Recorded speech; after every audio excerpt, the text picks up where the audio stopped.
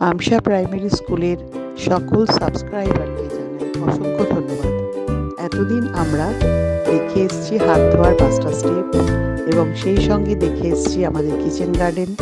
বাচ্চারা সবজি তুলছে, সেই সবজি রান্না হচ্ছে এবং সেই সবজি খাওয়া হচ্ছে।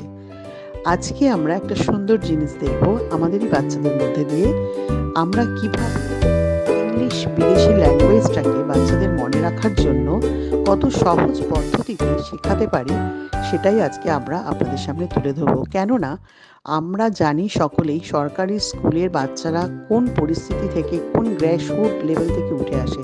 তাদেরকে শেখানো সত্যিই আমাদের খুব চাপের।